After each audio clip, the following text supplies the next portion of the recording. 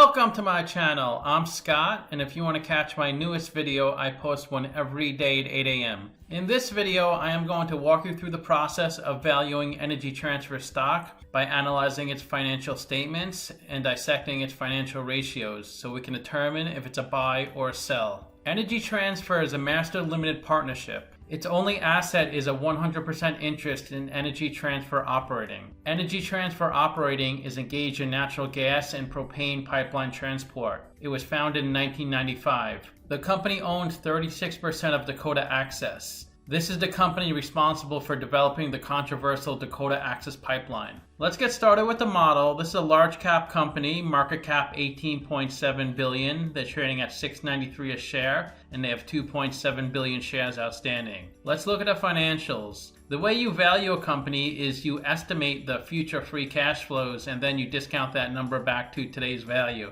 That's what we're doing in this video. And free cash flow is cash flow from operations minus capital expenditures. The company had negative free cash flow in 2017, but positive in the following 3 years. Net income is a profit and loss on the income statement. It's revenue minus expenses, and they have positive net income every year. Their revenue looks okay. It grows a lot from 2017 to 2019, then drops in the trailing 12 months. This is the company's income statement. The top line is the revenue. Below that is cost of revenue. These are the costs directly associated with generating the revenue. The difference between those two numbers is the gross profit. That was $10 billion in the trailing 12 months. Then they have operating expenses. You can say they have pretty healthy operating income every single year, between $4 and $7 billion. They also have interest they pay in their debt. They have a lot of debt. Then there's also other income and expenses. These are investments in other companies and also restructurings and impairments. Their pre-tax income is pretty strong. They don't pay much in taxes because they're a master limited partnership. To qualify as an MLP, a company has to generate at least 90% of its revenue from natural resources. And their net income looks pretty good each year. This is the company's statement of cash flows. And when you want to invest in a company, you should look at operating cash flow. This is how much money the company makes on its operational business. And you can see that's pretty healthy each year. And to calculate free cash flow, it's operating cash flow, which is on top, minus capital expenditures. And they have a lot in CapEx because they're an oil and gas midstream company. It's really expensive, the equipment they use. So their free cash flow is positive in 3 of the 4 years. It was negative in 2017 because they spent the most in CapEx that year, $8.5 billion. So even though the company has a lot of operating cash flow, they're still using a lot of capital stock and debt to fund their business. They issued $3.8 billion of stock in 2017, $1.4 billion in 2018, $780 million in 2019, and $1.6 billion in trailing 12 months. And they issued even more debt, $31 billion, $29 billion, $23 billion, and $23 billion. But most of the debt they issued was to pay down prior debt. Let's look at a capital structure. They have $52 billion of debt, and their net debt is $51.7 billion. Net debt is debt minus cash. They have $34 billion of equity, and they pay 4.5% interest on their debt. Cost of debt is 4.2%. And to calculate cost of debt, it's interest rate times 1 minus the effective tax rate. 61% of their capital structure is debt, which means 39% is equity. They have a really high cost of equity, 22.2%, because their beta is through the roof at 2.59. That means the stock moves more than 2.5 times the market. It's a really high beta. And their WACC is 11.3%, which is a blend of the cost of debt and cost of equity. And that's a discount rate we're going to apply to the future cash flows. We estimated 4 years of future free cash flows. We also estimated terminal value, which is all cash flows past year 4. That's $29.6 billion. We discounted those numbers back to today using the weighted average cost of capital. We get a value of the company of $26 billion.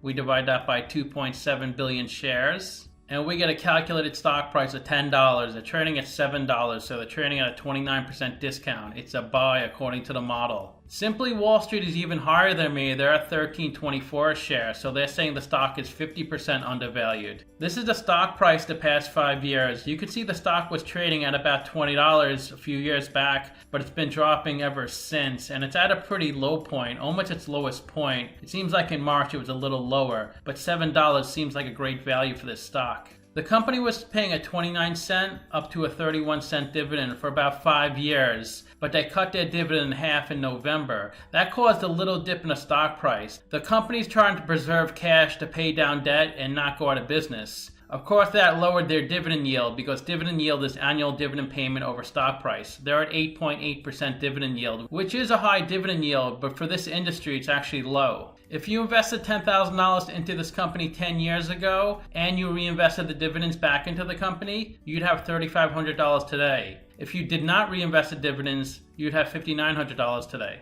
This company owns 36% of Dakota Access. In 2016, the Standing Rock Sioux tribe tried to stop this company from building a pipeline. The tribe presented a petition to the government, and a lot of people protested, not just the Sioux tribe, but lots of other people protested throughout the pipeline. And this was a big mess. There was hundreds of arrests. The Sioux tribe claimed that the pipeline was going to interfere with its land, the water, and its way of life. Obviously, Energy Transfer lost a lot of money throughout this process, so they tried to sue under the Patriot Act. Eventually, the lawsuit was dismissed, and I don't think Energy Transfer got anything from this. Transporting gas and oil is a very laborious and expensive process. This is a list of ET's intrastate pipelines. Intrastate means pipelines within one state. Their ET fuel system is 3,150 miles, HPL is 3,920, and they have other smaller ones. And some of these pipelines, they don't own 100% of, they only own partially. And this is a list of their pipelines interstate, meaning it's going across states. And their largest one is the Panhandle Eastern Pipeline. That's 6,402 miles. That's 2.8 billion cubic feet of throughput capacity. And some of these pipelines, they don't own 100% of, they own just partially, like the Florida Gas Transmission, they have half of that. And as you notice, ET is very diversified. It has pipelines in a lot of different sectors. This is their midstream segment, and these numbers are in millions of cubic feet. So they have 2.7 billion cubic feet in the Permian region, 1.9 billion in the Eagle Ford system. This column is the miles of liquid pipeline. These are natural gas liquids. Their largest is the Lone Star, 1,617 miles. This third column represents 1,000 standard barrels, and a standard barrel is equal to 42 US gallons. Their Mont Belvieu capacity is 50,000. This column represents the miles of crude pipeline. Their Dakota Access pipeline is 1,172 miles. The Permian Express is 1,700 miles. And this last column is thousands of standard barrels. Their largest capacity is in the Nederland terminal, 29,000.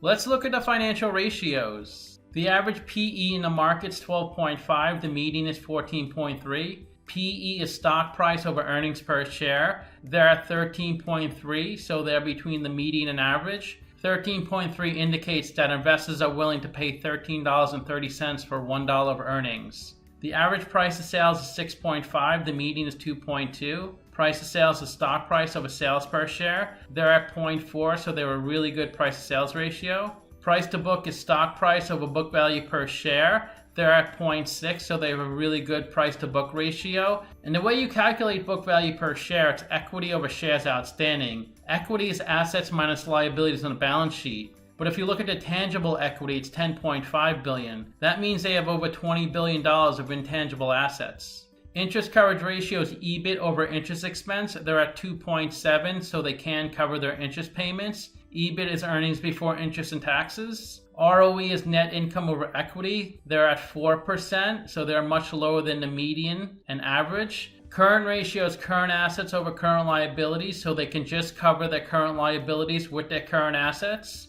Their current assets are $300 million of cash, $5.3 billion of receivables, and $1.9 billion of inventory. They don't have too much of a cushion with cash flow. In the trailing 12 months, their free cash flow is $1.2 billion, which is good, but they only have $143 million of working capital. Working capital is current assets minus current liabilities. You generally want to have a little more working capital in case something goes wrong. The best way to look at ratios to compare them to similar companies, I've done videos on 43 oil and gas midstream companies, and these are just some of them. Energy Transfer is right here, and this is the average for the industry. If Energy Transfer has a number that's worse than the average, it's in red, the number. If they have a number better than average, it's in green. So they're worse than average in PE ratio. Average is 4, they're at 13.3. but they're much better in price to sales and price to book than the average. They're worse than average in current ratio. ROE, they're not doing too well, and they're a big company, more than 2 times the average. Although their dividend is high, it's lower than the average. So to summarize, I do have them trading at a 29% discount,